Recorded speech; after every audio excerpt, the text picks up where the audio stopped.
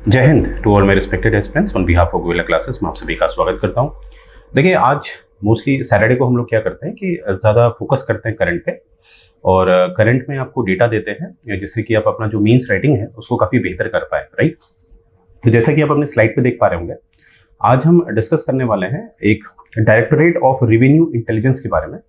ये क्या है, क्यों है, और उससे पहले मैं आपको बता दूं, ये जो भी डेटा मैं आपको दूंगा इसमें आपको ये पता चलेगा, जैसे लॉन्ड्रिंग होती है, लॉन्ड्रिंग से रिलेटेड काफ़ी डेटा आपको मिलने वाला है जो आप कहीं भी अपने मीन्स राइटिंग में यूज़ कर सकते हैं। जैसे ईडी, इन्फोर्समेंट डायरेक्टरेट वाला जो मैंने आपको बताया था, उसमें भी ये डेटा आप इस्तेमाल कर सकते हैं। मतलब कहने का ये मतलब है कि जो आज आपको डेटा मिलने वाला है वो आप एक अपनी समझदारी से, अगर कभी भी कोई ऐसा मीन्स का क्वेश्चन आता है जिसमें आपको भ्रष्टाचार, करप्शन पे लिखना है, तो आप ये डेटा जो भी आज आपको मिल रहा है उस डेटा का आप इस्तेमाल कर सकते हैं। और डेटा पूरा ऑथेंटिक है क्योंकि सोर्स है द हिंदू।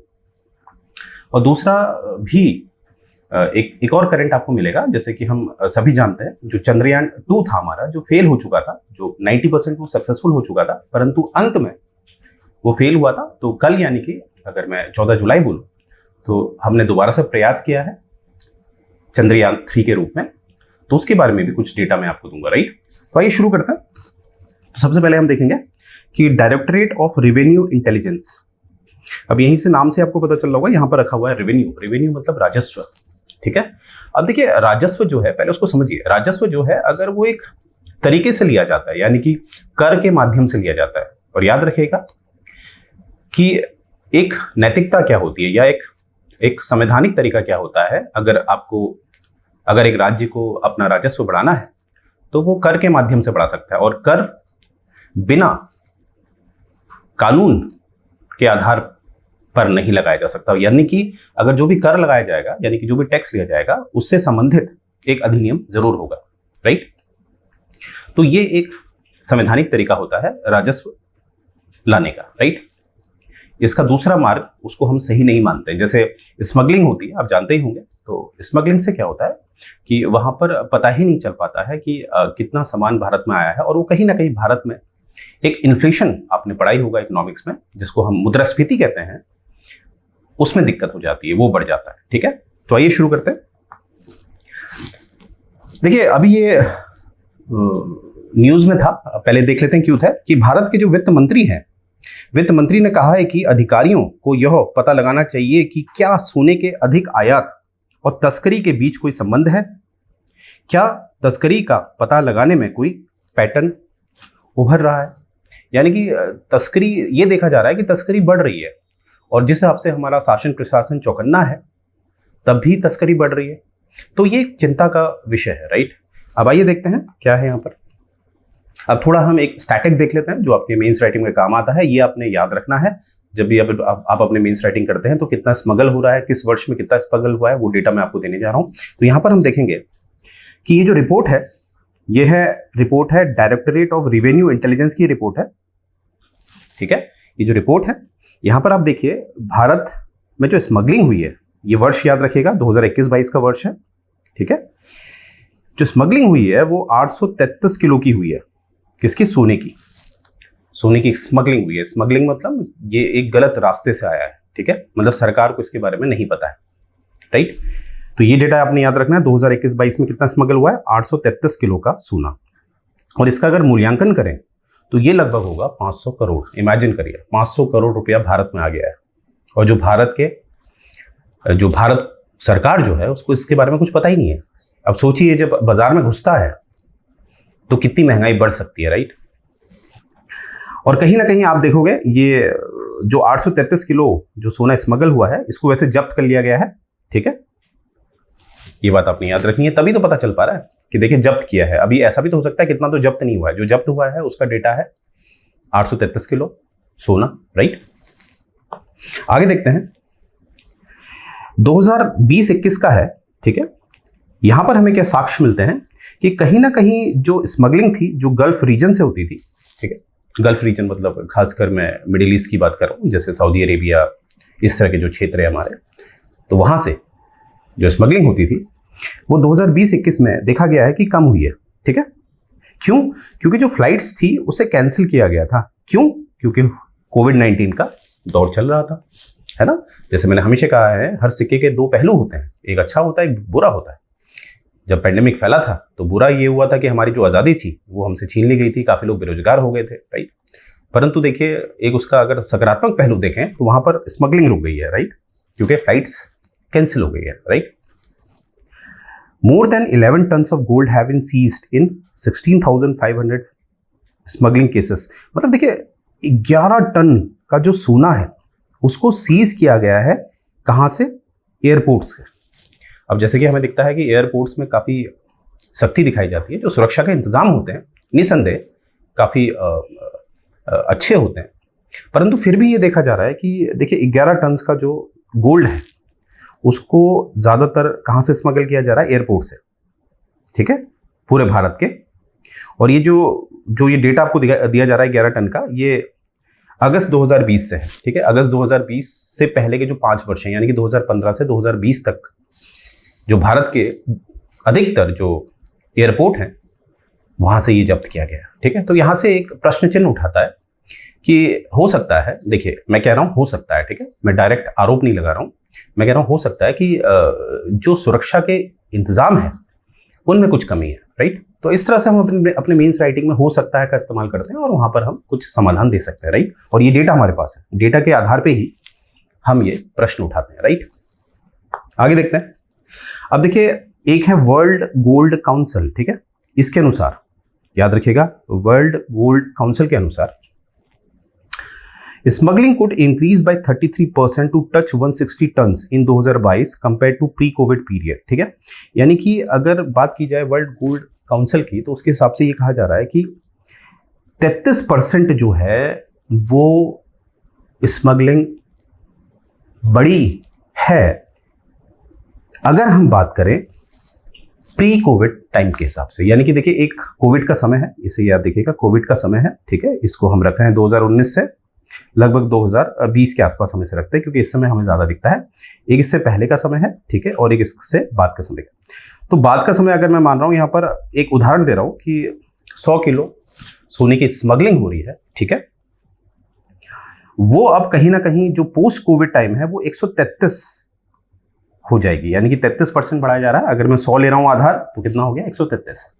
तो ये बढ़ता है और ये बढ़ रहा है, ये देखा जा रहा है, ठीक है। अब फिर से वही बात है, अब ये अंतर्राष्ट्रीय स्तर का ये संस्थान है जो अपनी रिपोर्ट में खुद कह रहा है कि ये स्मगलिंग बढ़ रही है, राइट। अब देखिए, जो इंपॉर्टेंट डेटा है वो ये है, सबसे इंपॉर्टेंट, इन लास्ट 10 ईयर्स, ध्यान से दीजिएगा, देखिएगा कि जो पिछले 10 वर्षों में हमें क्या दिख रहा है कि जो महाराष्ट्र है has smuggled most of the gold in India followed by Tamil Nadu and Kerala. यानी कि सबसे अधिकतम भारत के जो वर्तमान में 28 राज्य हैं उनमें से सबसे ज्यादा है महाराष्ट्र, जहां सबसे ज्यादा स्मगलिंग होती है। उसके बाद आता है तमिलनाडु, फिर आता है केरला। अब ध्यान से देखिए, जब हम पढ़ते हैं इसको तो मुझे क्या समझ में आ रहा है, महाराष्ट्र, तमिलनाडु और केरला में क्या समानता है? ये समानता है कि तीनों राज्य कहीं ना कहीं इनकी जो सीमा है वो समुद्री सतह से मिलती है। तो हम यहां से ये अंदाजा लगा सकते हैं कि स्मगलिंग जो है ये समुद्री मार्ग से होती है, राइट। तो ये हम दिमाग लगा सकते हैं। तो देखें, सबसे ऊपर है महाराष्ट्र, फिर तमिलनाडु, फिर केरला। समानता क्या है? तीनों राज्य अपनी सीमा साझा करते हैं समुद्र के साथ, राइट। तो देखिए, इस तरह से आपने एक अपना एक विवेक का इस्तेमाल करना होता है, ठीक है। और सबसे ऊपर है महाराष्ट्र, ये बात आपने याद रखनी है।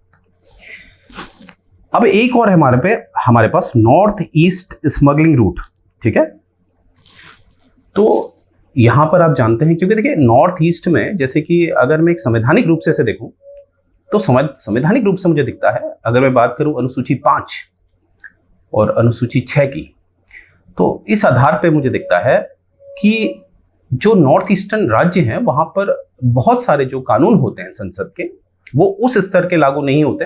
अब देखिए, नॉर्थ ईस्ट में जैसे कि हम जानते हैं, जो नॉर्थ ईस्ट के काफी क्षेत्र है, काफी राज्य हैं, जैसे मेघालय है, त्रिपुरा है, इस तरह के कुछ अन्य हैं जिनको कहीं ना कहीं छूट मिलती है अनुसूची 5 के द्वारा और खासकर अनुसूची 6 के द्वारा, ठीक है, खासकर अनुसूची 6।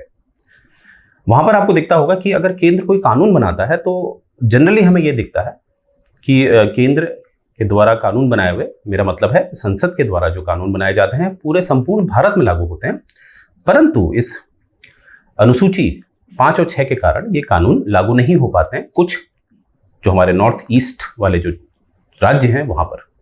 तो यहां से क्या दिखता है कि कुछ कानून के अभाव के कारण हमें दिखता है कि स्मगलिंग का जो सबसे बढ़िया रास्ता है वो कहीं ना कहीं ये क्षेत्र भी बनते हैं। आइए देखते हैं। अकॉर्डिंग टू DRI रिपोर्ट, देखिए मैंने हमेशा कहा है जब इस तरह के मुद्दे हम देखते हैं, जब आरोप लगा रहे होते हैं कि भारत में कुछ गलत हो रहा है, तो उसमें हमें ज्यादातर आधार रिपोर्ट्स को रखना पड़ता है। ठीक है, आपने अपने मन से कोई आरोप नहीं लगाना है। तो DRI रिपोर्ट जो है 73% of the gold caught had been brought through Myanmar and Bangladesh, यानी कि जितना भी गोल्ड पकड़ा गया है स्मगलिंग का, उसका 73% जो गोल्ड है वो किस रास्ते से आया है? म्यांमार और बांग्लादेश के रास्ते से। यानी कि भारत में वो कैसे एंट्री करा होगा उसने? खासकर नॉर्थ ईस्टर्न राज्यों के माध्यम से, right. 37% of the gold seized in financial year 22, यानी कि जो वित्त वर्ष 2022 का था, वहां पर 37% सोना जब्त किया गया। ठीक है, जो आया था म्यांमार से। ठीक है, और 20% जो है ये कहीं ना कहीं हमारा जो पश्चिमी एशियाई क्षेत्र है जिसे हम वेस्ट एशिया कहते हैं, वहां से ये आया। ठीक है, और देखिए एंट्री क्या है, अगर पश्चिमी एशिया से कोई भी इस तरह की तस्करी होती है तो आने का कारण, आने का जो जरिया है वो हमें क्या दिखता है? हमारा नॉर्थ ईस्टर्न राज्य। ठीक है, आइए आगे बढ़ते हैं। अब देखिए यहां पर एक कानूनी रूप से देखते हैं कि भारत जो है सोने का कितना आयात करता है। ठीक है, ध्यान दीजिएगा मैंने क्या कहा, कानूनी रूप से। Gold import through official channel. ठीक है, ऑफिशियल चैनल मतलब ये कानूनी है, वैध है, अवैध नहीं है। ठीक है, involving a major outflow of foreign exchange have been rising, import worth ₹3.44 lakh, यानी कि 3,44,00,000। ठीक है, माफ कीजिएगा 3.4 लाख करोड़ का जो सोना है उसको आयात करवाया गया। आयात मतलब इंपोर्ट करवाया गया कब? वित्तीय वर्ष 2021-22 में। ठीक है, जो कि अगर इसका पिछला वित्तीय वर्ष हम देखते हैं 2020-21 का, तब वो इसके मुकाबले कम था। वो था 2.54 लाख करोड़। ठीक है, तो यानी कि भारत ने सोने का जो आयात है उसको बढ़ाया है। अब देखिए यहीं पर मैं एक बात आपको बताता हूं कि ज्यादातर आप देखते होंगे कि जो सरकार है वो ज्यादातर आपसे आग्रह करती है कि आपने क्या करना है, जो सोना है उस पर इन्वेस्टमेंट कम करना है। ऐसा क्यों कहती होगी सरकार? क्योंकि सोना जो होता है उसको एक डेड मनी कहते हैं। कैसे? आपने सोना परचेस किया, मानते हैं आपने 2 लाख का सोना लिया, अब सोना आपकी अलमीरा में चला जाता है, वो मार्केट में सर्कुलेट नहीं होता है। तो कहीं ना कहीं अगर देखा जाए, एक सामाजिक रूप से देखूं, अगर प्रतिष्ठा की बात है तो प्रतिष्ठा के लिए लोग सोना पहनते हैं काफी। ठीक है, वो ठीक है, परंतु एक आर्थिक रूप से अगर हम देखें, एक हमारे समाज के लिए देखें या हमारे देश की जो आर्थिक विकास दर है, अगर हम सोने में ज्यादा इन्वेस्टमेंट करते हैं तो जो देश की आर्थिक जो दर होती है वो थोड़ी कमजोर पड़ जाती है। ठीक है, तो इस तरह से ये बात भी आप लिख सकते हैं। अब देखिए इसी वर्ल्ड गोल्ड काउंसिल के हिसाब से देखते हैं, India the world's second biggest gold consumer, यानी कि भारत दुनिया का दूसरा गोल्ड का जो इस्तेमाल करने वाला देश है। पहला कौन है? चाइना। अब हमें दिखता ही है, शादी ब्याह में आप जानते ही हैं भारत की कुछ संस्कृति ऐसी है जहां पर जो सोने को है काफी महत्व दिया जाता है। जैसे कि अगर आप दक्षिण जाते हैं, दक्षिण में एक मैं आपको बताता हूँ शेट्टी होते हैं। ठीक है, आप देखिएगा उनके वहां जब भी कोई शादी होती है तो सोने का उनका जरा देखेगा। तो फिर कह रहा हूँ दक्षिण के जो शेट्टी हैं उनका आप देखिएगा शादी ब्याह में वो सोना एकदम सोने में लदे रहते हैं। तो वो उनकी संस्कृति है। तो इस संस्कृति की वजह से कभी कभी हमारे देश की जो आर्थिक दर है वो कमजोर पड़ जाती है। राइट, तो इसलिए हमेशा कहता हूँ कि हर सिक्के के 2 पहलू होते हैं। तो ये बात आपने देखनी है।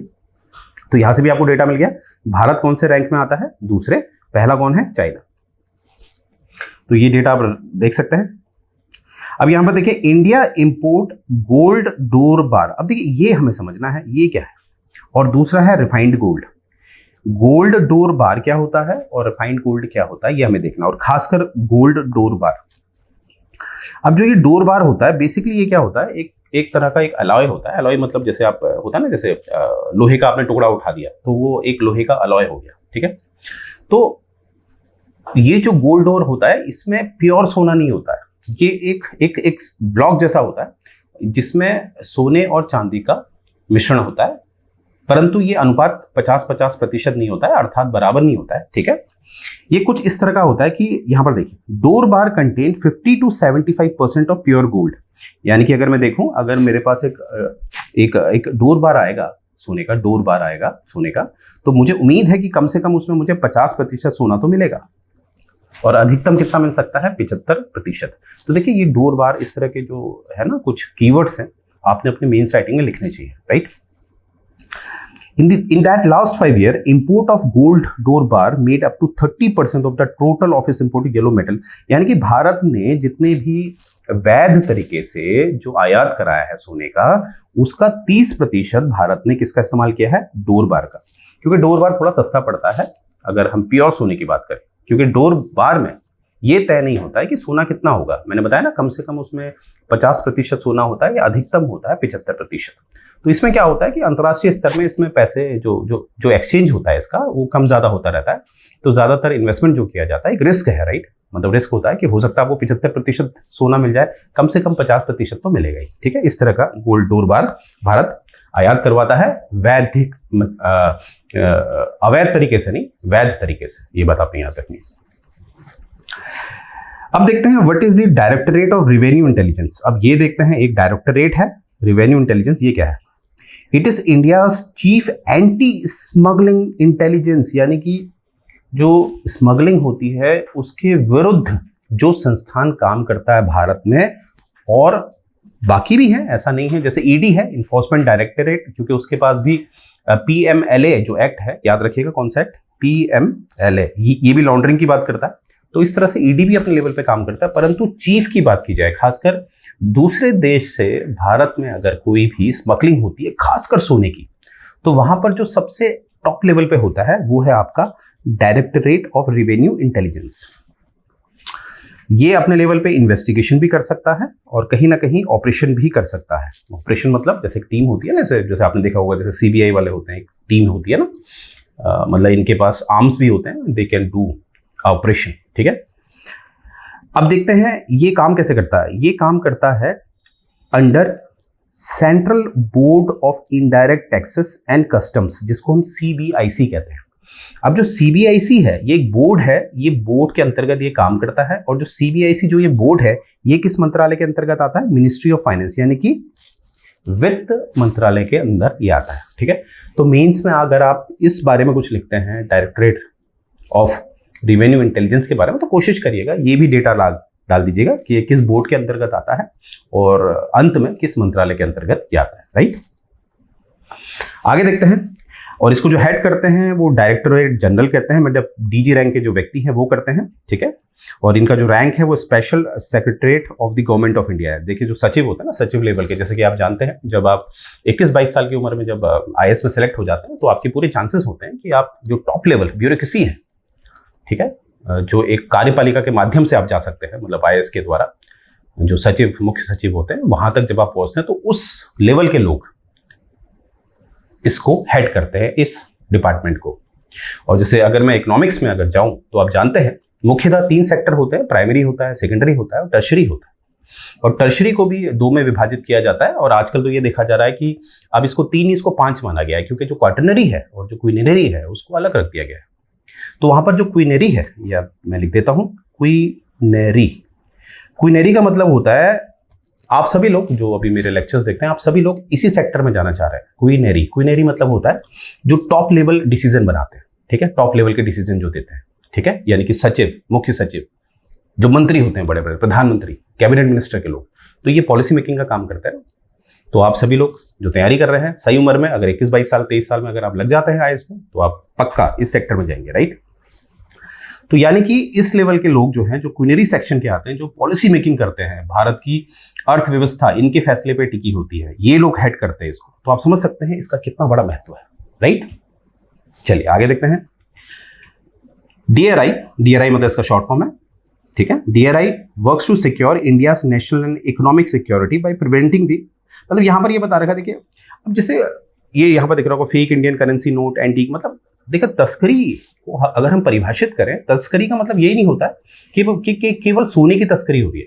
तस्करी का ये भी मतलब होता है कि जो आर्म्स होते हैं, जो हथियार होते हैं, उनकी भी तस्करी होती है, जो जाली नोट होते हैं, इसीलिए आप देखते होंगे जो सरकार एक कदम उठा रही है बीजेपी का, जो बीजेपी सरकार है हमारी केंद्र की, बड़े सराहनीय कदम उठा रही है कि वो अचानक से नोट बंद कर देती है। तो जितने भी जाली नोट आए होते हैं, जितने भी काला पैसा होता है, ब्लैक मनी होती है, वो कहीं ना कहीं खत्म हो जाती है समाज से। तो इस वजह से कहीं ना कहीं जो गलत लोग हैं वो बाहर हो जाते हैं, राइट। तो ये देखिए, इस तरह के जितने भी तस्करी है उसमें भी इसका जुरिस्डिक्शन है, ठीक है। तो आप कभी भी कंफ्यूज नहीं होंगे कि मैंने अगर आपसे ये कहा कि गोल्ड से, जो गोल्ड की तस्करी होती है उसमें जुड़े हुए होते हैं DRI, परंतु ऐसा नहीं है। तस्करी को यहाँ पर आप कुछ भी तस्करी में डाल सकते हैं। यहाँ पर आपको दिख रहा होगा, एक सेकेंड इसको रिमूव कर देते हैं। ये देखिए, ये वाला यहाँ पर फेक करेंसी नोट, एंटीक्स होते हैं ना, एंटीक्स लाए जाते हैं, ठीक है। वाइल्ड लाइफ, नार्कोटिक्स में सभी आ जाता है, जो ड्रग्स होती हैं, right. Fire arms, gold, environmental products. तो इस तरह के जो भारत सरकार जिनको बिना लाइसेंस के आयात करने के लिए आपको आज्ञा नहीं देती है, परंतु वो बिना भारत सरकार के संज्ञान के जब भारत में पहुंच जाएगा तो उसी को हम तस्करी करेंगे, राइट। और इसका जो मुख्यालय है वो नई दिल्ली में, ठीक है। तो ये बात आपने याद रखनी है। तो यहीं से आपने देखा होगा, मैंने आपको काफी डेटा दिया है, तो ये डेटा आपने इस्तेमाल करना है, राइट। आइए अब नेक्स्ट देख लेते हैं। ये देखिए, तो कल यानी कि 14 जुलाई को आपने देखा, भारतीय होने के नाते हमें काफी गर्व महसूस हुआ। हालांकि जो चंद्रयान जो दूसरा था, द्वितीय था, वो अंत में 95% वो सक्सेसफुल हो चुका था, परंतु अंत में वो कहीं ना कहीं फेल हुआ। फिर भी भारत और खासकर जो इसरो है वो हार नहीं मानता है। तो कल आपने देखा है कि एक प्रयास हुआ है दोबारा।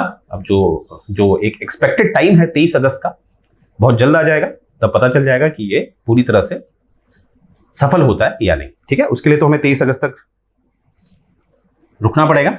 आइए, पर फिर भी देख लेते हैं। देखिए, ये है, देखिए भारत के पास जो लॉन्च व्हीकल्स हैं, जिसमें आप जानते हैं कि सैटेलाइट्स भेजी जाती है, वो मुख्यतः 3 है, ठीक है, जिसे हम PSLV कहते हैं, GSLV कहते हैं और SSLV होता है, ठीक है। ये 3 होते हैं मुख्यतः।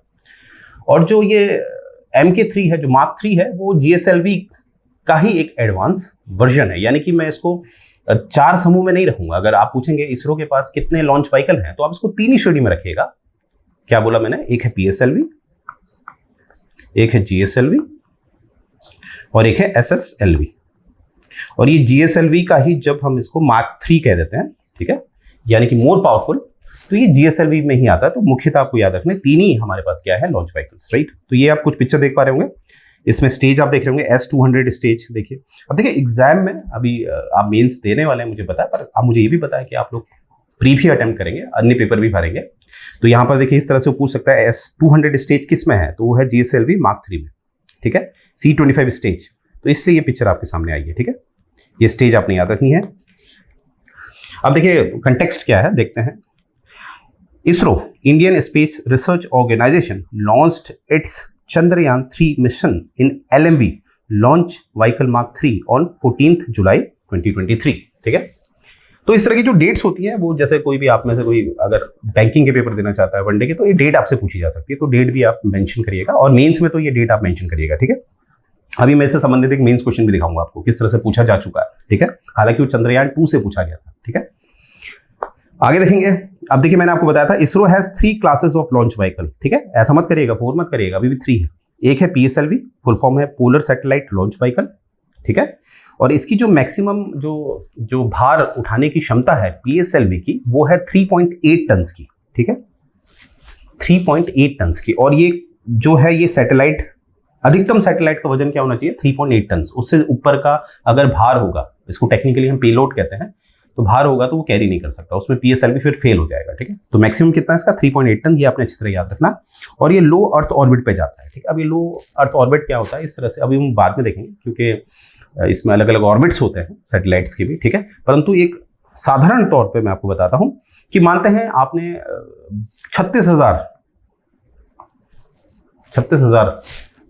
किलोमीटर की ऊंचाई पे जाना है, तो वहां पर क्या PSLV जा पाएगा? बिल्कुल भी नहीं, क्योंकि लो ऑर्बिट है। वहां पर कौन सा जाएगा? GSLV, ठीक है। चलिए आइए देखते हैं। अब यहां पर देखिए GSLV, देखिए GSLV का फुल फॉर्म है जियो स्टेशनरी लॉन्च व्हीकल, ठीक है। डेवलप किसने किया? इसरो ने किया है। और जो हैवियर पेलोड्स होते हैं, पेलोड्स मतलब मैंने बताया था, जो क्षमता होती है माल ढोने की, एक साधारण भाषा में अगर मैं बोलूं, तो इसकी काफ़ी ज़्यादा होती है, ठीक है, और ये हायर ऑर्बिट तक जाता है। तो हायर ऑर्बिट का यहाँ तात्पर्य है, यहाँ पर आपको दिखेगा 36,000 किलोमीटर, के मतलब 1000, ओके। ये बात आपने याद रखनी है। अब देखिए यहाँ से एक प्रश्न आता है, जब हम पढ़ते थे तो मेरे मन में एक प्रश्न आया था, हो सकता है आपके मन में भी आ जाए, जब हमारे पास जीएसएलवी है तो हम पीएसएलवी का इस्तेमाल क्यों कर रहे हैं, ठीक है। जीएसएलवी हर मामले में पीएसएलवी से अच्छा है, तो हमें हर सैटेलाइट जीएसएलवी से लॉन्च करनी चाहिए। देखिए ऐसा होता है, बात होती है आय की, बात होती है हर देश की एक सीमित आय होती है, जिसे हम इकोनॉमिक्स में पढ़ते हैं, जिसे हम जीडीपी कहते हैं, ठीक है, सकल घरेलू उत्पाद। अब देखिए आपके पास गाड़ी है, आपके पास स्कूटी है, ठीक है, अब आपको दूध लेने जाना है आपके बगल वाली दुकान से, तो आप गाड़ी ले जाएंगे या स्कूटी ले जाएंगे? ऑब्वियसली आप स्कूटी ले जाएंगे, क्योंकि आप अकेले जा रहे हैं, बगल में ही जाना है, ठीक है, क्योंकि आपको कॉस्टिंग भी तो देखनी है। ऐसा थोड़ा ना कि सारा जो आपका जो जीडीपी जो जनरेट हो रहा है भारत का, वो सारा आपने यहाँ लगा देना है, ऐसा नहीं है, ठीक है। तो इसीलिए जहां पर जरूरत जिसकी होती है उसको वहीं पर इस्तेमाल किया जाता है। आधार है आपका क्या? आर्थिक स्थिति, ठीक है। चलिए अब एक है आपका जो तीसरा है, वो है एसएसएलवी, इसे कहते हैं स्मॉल सैटेलाइट लॉन्च व्हीकल, ठीक है। तो इसमें 3 स्टेज होती हैं, वो आपके लिए इंपॉर्टेंट नहीं है, बस इतना याद रखिएगा, 3 चरण जो 3 है वही याद रखने हैं, पीएसएलवी, जीएसएलवी और एसएसएलवी, राइट।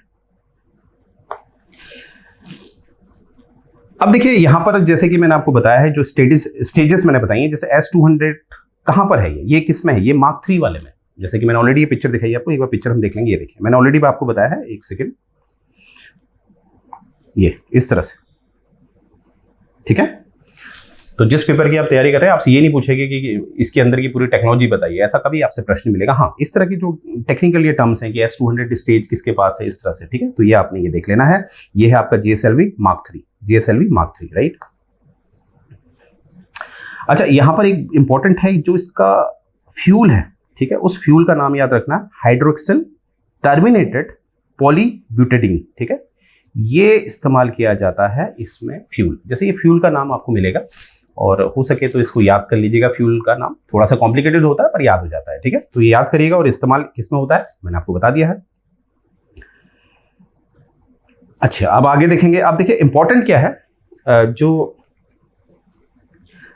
LVM-3 हमारा जो मिशन है हमारे कुछ, वो किस तरह से हम जो भारत है वो सक्सेसफुल हुआ है, ठीक है, वो हमने देखना है। तो यहां पर आप देखेंगे जैसे कि OneWeb India 2 मिशन, ठीक है। आपने क्या करना, देखिए इस लेक्चर पे मैं कोई ऐसा हर चीज की डिटेल नहीं दे पाऊंगा, क्योंकि फिर वो लेक्चर काफी लेंदी हो जाता है। हमारा प्रयास होता है आपको कुछ मार्गदर्शन देना, आपने अपने लेवल पर रिसर्च करनी है, ठीक है। तो रिसर्च करिएगा, इसको देखिएगा कि OneWeb India 2 मिशन क्या था, ठीक है, ये एक हमारे लिए सक्सेसफुल था। ये जो हमारे जितने भी लॉन्च व्हीकल हैं उनके द्वारा ये किया गया था, ठीक है। तो आपने क्या करना, रिसर्च पे ये देखना ये पीएसएलवी से हुआ था, जीएसएलवी से हुआ था या एसएसएलवी से हुआ था, क्योंकि 3 ही है मैंने बता रखा। और जीएसएलवी में जो मार्क 3 है वो हमारा सबसे पावरफुल है अभी, ठीक है, तो ये आपने देख लेना, ठीक है। वैसे ही OneWeb India 1 मिशन, चंद्रयान 2। अब देखिए चंद्रयान 2 जो था, मैंने बताया था कि 95% वो सक्सेसफुल था, परंतु अंत में थोड़ा सा कुछ दिक्कत हो गई थी, तो इस वजह से वो हो नहीं पाया। क्योंकि देखिए उसमें हुआ क्या था, एक होता है, एक समझ लीजिए एक उसमें व्हीकल था, व्हीकल को उतरना था मून पे, परंतु वो उतरते समय उसका कम्युनिकेशन छूट गया था, ठीक है, अंत में, ठीक है, तो इसीलिए हम उसको फेल मानेंगे। मिशन जीसैट आप देखना है 29, मिशन जीसैट 19 और मिशन केयर, ठीक है। ये तो आपने क्या करना, अपने लेवल पे इनकी थोड़ी रिसर्च कर लीजिएगा और देख लीजिएगा किस वर्ष इनको लॉन्च किया गया था, ठीक है। ये हमारा एक सफल जो हमने परीक्षण किए थे वो है, ठीक है। अब चंद्रयान 3 मिशन जो है इंडिया 3rd मून मिशन है, ठीक है। इसको हमने चंद्रयान 2 जो जुलाई 2019 में हमने किया था, जो कहीं ना कहीं जो to land a rover on the lunar south pole, यानी कि इसमें जो रोवर है, रोवर मतलब एक तरह का समझ लीजिए जैसे एक बच्चों की जो गाड़ी होती है ना, वो चलती है, हम रिमोट से चलाते हैं ना बच्चे गाड़ी, तो उस तरह का ही कुछ था। मतलब वो लैंड करेगा और वो कहीं ना कहीं जो रिसर्च बेस्ड जो भी है कार्यक्रम इनका उसको देखेगा, ठीक है, उसको मॉनिटर करेगा, परंतु अंत में कनेक्शन छूट जाता है, ठीक है। और जो मिशन जो अभी आप जानते हैं, जो मिशन हुआ है अभी वो 14 फरवरी, माफ कीजिएगा 14 जुलाई, जो कल का दिन था, उसमें हमने लॉन्च किया है। और कहाँ से किया है, space Satish Dhawan space centre है श्रीहरिकोटा। अब देखिए यहाँ पर एक बड़ा इंटरेस्टिंग सा पॉइंट हम देख लेते हैं जो आपके काम आएगा, काफी इंपॉर्टेंट। देखिए क्वेश्चन है कि ज्यादातर हम देखते हैं कि जितना भी जो परीक्षण होते हैं ये भूमध्य रेखा की तरफ होते हैं, राइट। ऐसा क्यों? ऐसा इसलिए होता है कि हमेशा याद रखिएगा, ये जैसे पृथ्वी है, अगर मैं देखिए आपको पता ही है पृथ्वी घूमती है, रोटेशन करती है पश्चिम से पूर्व की तरफ, ठीक है। तो इसे मैं अगर भूमध्य मानता हूँ 0 डिग्री, और इसके ऊपर काफी अक्षांश हैं जिनकी संख्या बढ़ती रहती है, जैसे ये 30 डिग्री है, इस तरह से 60 डिग्री, ठीक है। तो देखिए हमेशा मैंने कहा है कि अगर हम तुलना करते हैं एक ट्रैक्टर से, ट्रैक्टर का आपको पता है एक पीछे वाला बड़ा टायर होता है और आगे वाला छोटा। तो ट्रैक्टर के हिसाब से अगर मैं ये जो 0 डिग्री वाला है इसको अगर काटूं तो ये बड़ा टायर बनेगा 0 डिग्री वाला, और अगर मैं 60 डिग्री को देखूं तो ये छोटा टायर बनेगा, ठीक है। तो ट्रैक्टर से हम तुलना कर सकते हैं, परंतु फर्क क्या है? फर्क ये होता है जो ट्रैक्टर होता है उसमें गति समान होती है। जब गति समान होती है तो जो छोटा टायर होता है वो तेज घूमता है, ठीक है। परंतु पृथ्वी में गति समान नहीं होती, पृथ्वी में समय समान होता है, यानी कि 24 घंटे में तो चक्कर काटना ही है। तो जब समय समान होता है तो हमें ये दिखता है कि जो बड़ा टायर है पृथ्वी का, यानी कि जो 0 डिग्री है, वो तेज घूमता है। यानी कि हम क्या सीखे यहाँ से कि जितना अक्षांश छोटा होगा नंबर में, संख्या में, तो उतना तेज घूमेगा, और जब तेज घूमेगा तो आसपास का जो वातावरण है उसमें जो कोरियोलिस फोर्स है वो ज्यादा लगता है, ठीक है। तो इसीलिए जब रॉकेट लॉन्च होता है तो उसको जो वायुमंडल का जो दाब होता है वो कम सहना पड़ता है, ठीक है। और कम सहना पड़ेगा तो कम फ्यूल में हमारा काम हो जाएगा अगर हम तुलना करें अधिक अक्षांश में, यानी कि जम्मू एंड कश्मीर से हम लॉन्च नहीं करते, कारण यही है, राइट। तो मुझे उम्मीद है ये बात आप समझ पाए होंगे। तो यहां पर आप देखेंगे तो जो मिशन है ये 3 वाला, इसमें 3 मेजर मॉड्यूल हैं। एक प्रोपल्शन है मॉड्यूल, यानी कि जब ऊपर जाएगा, ठीक है, जो भी कंबशन होगा, जो भी आपको दिखता है वो आग जलते हुए ऊपर जा रहा है इस तरह से। फिर लैंडर होगा, लैंडर मतलब उसका काम है लैंड करवाना, किसको? रोवर को। पिछले वाले हमारे उसमें क्या हुआ था, जब लैंडर जो था, जो लैंड कराना था जिसने, वहीं पर कम्युनिकेशन टूटा, ठीक है। अब इस बार देखते हैं, 23 अगस्त का इंतजार करते हैं। तो लैंडर का काम है पृथ्वी पे इस रोवर को, रोवर मतलब मैंने इसकी तुलना करी थी, जो बच्चों की रिमोट वाली गाड़ी होती है उससे मैंने तुलना करी है रोवर की। तो मेन काम है जब रोवर चंद्रमा में स्थापित हो जाएगा और जब काम करने लग जाएगा तब हम इस मिशन को क्या मानेंगे? Successful, right. तो 3 चरणों में है, प्रोपल्शन, लैंडर और रोवर। तो ये बात आपने देख लेनी है। आगे देखते हैं।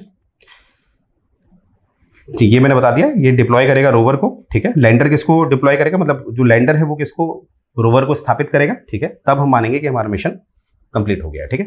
अब देखिए जो भी मैंने आपको डिटेल दी है, इससे देखिए एक प्रश्न देखिए, देश के सबसे शक्तिशाली रॉकेट GSLV MK3 पर चंद्रयान 2, क्योंकि उस समय चंद्रयान 2 का था, मिशन के सफल प्रक्षेपण के साथ चंद्रमा पर अपना पहला अंतरिक्ष यान उतारने की भारत की खोज सुचारू रूप से शुरू हो गई। इस कथन को के आलोक में इस मिशन के महत्व पर चर्चा करें। अब महत्व पर देखिए, पहले तो आपने प्रक्रिया बता देनी है जो मैंने आपको बताया था, इस तरह से GSLV Mk 3 के द्वारा, इसरो द्वारा ये काम किया जा रहा है वगैरह वगैरह। और आपने ये भी बताना अगर ये हमें मिल जाता तो हम दूसरे, क्योंकि पहले देखिए अभी तक इस जो हम प्रयास कर रहे हैं कि हम पहुंचे, तो उसमें अभी तक रशिया, USA और चाइना सफल हुआ है। तो अगर भारत सफल हो जाता तो भारत का भी इसमें नाम आ जाएगा, ठीक है। तो इस तरह से कहीं ना कहीं एक दबदबा होता है विश्व में, वो बढ़ता है, ठीक है। अन्य भी हमें फायदे होंगे। अब यहाँ पर देखिए मेन पॉइंट देखिए, TOA ATO के जो लेक्चर्स हैं उसमें देखिए जो प्रीमियम लेक्चर है, it will cost you only 2999, ठीक है। देखिए अभी भी अब नजदीक है पेपर, तो जिसने भी परचेस नहीं किया है वो ज्यादा इंतजार ना करें और अपनी तैयारी को बेहतर बनाएं, ठीक है। इसमें आपको जो भी सिलेबस है आपका GS से रिलेटेड, ये आप देख पा रहे होंगे, और इवन ऑडिट जो आप 5th एडिशन से आपको पढ़ाया जा रहा है, सब कुछ सारा सिलेबस आपको ये कवर कराया जा रहा है मात्र 2999 में, राइट। यहाँ पर आप देख रहे होंगे, आपको पता है आपके 3 पेपर होने हैं। तो यहाँ पर आप देख रहे होंगे ट्रेजरी ऑफर, जो गवर्नमेंट अकाउंट है आपका, जनरल नॉलेज है, और जो इंग्लिश है। अगर आप इंडिविजुअली परचेस करते हैं तो it will cost you 2999 only. अगर आप तीनों का कॉम्बो लेते हैं तो it will cost you 7999 plus. यहीं पर ये समाप्त नहीं होता है इस वाले पैकेज पे, आपको जो गवर्नमेंट अकाउंट चैप्टर 1 to 8 है, जो 5th एडिशन से आपको पढ़ाया जा रहा है, वो आपको दिए जाएंगे, ठीक है। और इसमें आपको स्टडी मटेरियल पूरा दिया जाएगा, और स्टडी मटेरियल को आप समझ लीजिए जो पूरा जो आपका GS का पार्ट है, हिस्ट्री, ज्योग्राफी, ये सब कुछ, राइट। तो आपको इसी प्लेटफॉर्म में ये मिलेगा। और देखिए एक और ऑप्शन आपके पास है कि आपको केवल मात्र 2999 देने हैं। इसमें आपको टेस्ट सीरीज नहीं मिलेगी, परंतु आपको जो प्रीमियम लेक्चर्स हैं, आपका जो भी सिलेबस है वो दिया जाएगा, प्लस इसमें आपको स्टडी मटेरियल दिया जाएगा, ठीक है। क्योंकि देखिए बहुत सारे एस्पिरेंट क्या करते हैं, अननेसेसरी टाइम वेस्ट करते हैं नोट्स बनाने में, ठीक है। आप क्योंकि पेपर नजदीक है तो इतना समय होता नहीं। और देखिए ये गोयला क्लासेस की जो कॉपी चेक होती है उसका एक स्पेसिमेन है, एक सैंपल है। इस तरह से आप देखेंगे फ्रंट पेज इस तरह का होता है, जिसमें आपने जो भी मेंस राइटिंग करी होती है उस हिसाब से आपको एनालाइज किया जाता है और उसको बाद में ओवरऑल आपको मार्क्स दिए जाते हैं। तो यहाँ पर आप देख रहे होंगे गोयला क्लासेस की तरफ से जो मोहित राठी जी हैं उनकी कॉपी चेक की गई और लगभग 70% इन्हें मिले हैं और 70% के बाद आप देख रहे होंगे इनका सिलेक्शन कहाँ हो गया AETO में। तो ऐसे ही आपका भी एक फोटो चाहिए, राइट? ठीक है, पहले आपको पॉजिटिव सोचना पड़ेगा, तभी आप सिलेक्शन ले पाएंगे। और यहाँ पर आप देखेंगे इस तरह से, देखिए कॉपी चेक होती है स्टेप बाय स्टेप। ये देखिए एक एक कॉपी चेक की जा रही है हमारे जो भी फैकल्टी है, जो एक्सपर्ट फैकल्टी है अपने सब्जेक्ट में, उसके द्वारा। ठीक है, और इस तरह से एक रिमार्क दिया जाता है जिससे कि जो आलोचना की जा रही है वो आलोचना पे आपने काम करना है और अपने आप को बेहतर बनाना है। ठीक है, और ये हमारा टेलीग्राम चैनल है जिसको आपने ज्वाइन करना है और जो भी डेली अपडेट्स होते हैं और इंपॉर्टेंट इन्फॉर्मेशन होती है वो यहाँ पर शेयर की जाती हैं, जिससे कि देखिए क्वेश्चन ये नहीं है कि आपने पेपर निकालना है, क्वेश्चन ये है कि आपने मेरिट में आना है। तो यहाँ पर जब आप ज्वाइन करते हैं तो आप अपने आप को अपडेट रखते हैं, ठीक है, तभी आप मेरिट में आ पाते हैं, राइट? तो यहीं से मुझे उम्मीद है ये लेक्चर आपको पसंद आया होगा। तो यहीं से अपना लेक्चर एंड करने जा रहा हूँ। जय हिंद।